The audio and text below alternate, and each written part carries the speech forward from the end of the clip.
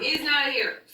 You ready? Yeah. All right. For Deacon Brown in the prime of life had buried his kind and loving wife. And what in the world was the deacon to do? Was four small boys and a baby too. Joseph, Jesse, Isaac, and Paul, and none but the deacon to do the work all. So he said to his neighbor Jones one day in this similar serious kind of a way, I tell you, Jones, I know of a woman you may depend. She'll make you a tip-top wife, my friend. She lives in the bars of border town, but I'm sure she'll suit you, Deacon Brown. When help is needed, you understand, Samantha Simpkins is always on hands.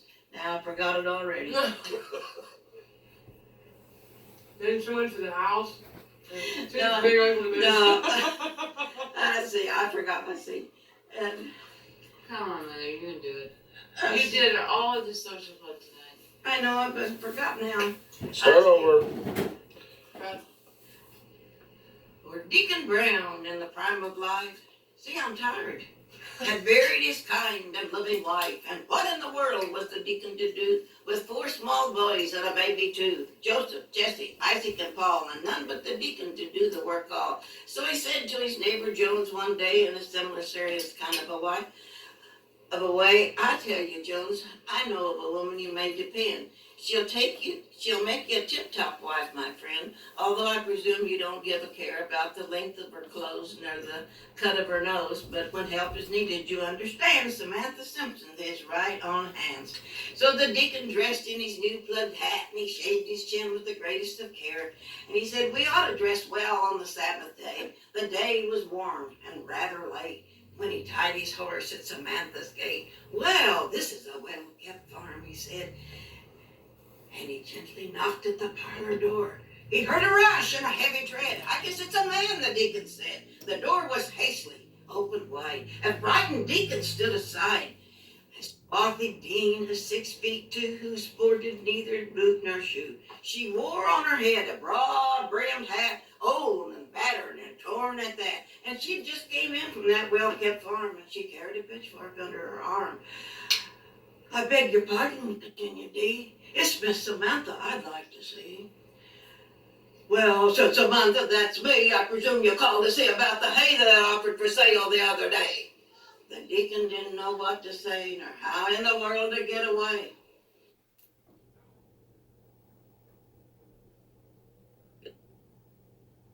Slammed the door in the deacon's face. It's a wonder 'tis he didn't fall, for he went through that gate like a cannonball. When at last he was safe from harm, a half a mile from Simpson's farm, he said to himself in smothered tones, ever again that wicked Jones crosses my path, I shall break his bones, but I shall look for a wife with a pretty face. All right.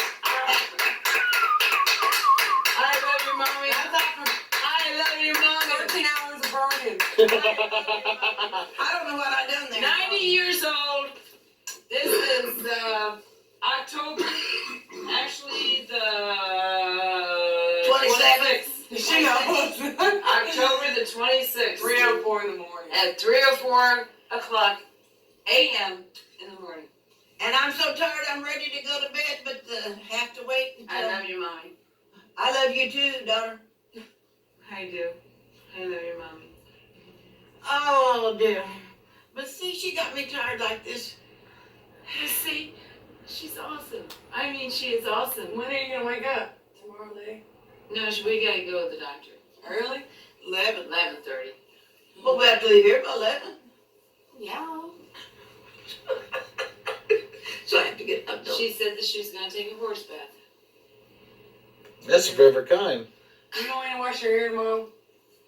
Afterwards. You know, we're going to the doctor's tomorrow sometime. But I don't know how to do the curly thing. Oh, gosh. Usually you just push it, but it don't do that no more. Since I'm taking all medication, I guess. Well, usually you just push a dick too and it gets hard.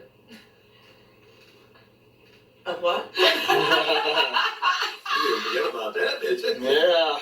Well, You know how one of those work, don't you, Grandma? I used to.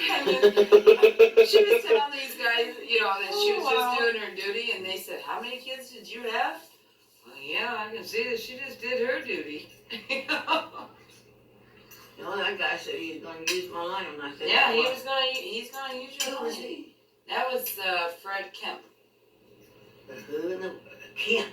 He lives in Cottage Hills. That girl in the Deacon Brown song, his last name Simpson. Uh-huh. It's my last name. Yep. I'm glad you live south. I like it.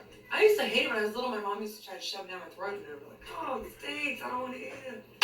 Yeah, now it comes out a lot worse on But the actually, other the end. can, when you buy it in the bag, that stinks. I don't buy it in the bag. Mm. I buy it out of the can. And then I put, like in that pot, I put like a stick and a half butter in it also, and 2 cans of water with all that stuff. You know, to kind of tame it down. You may start everybody.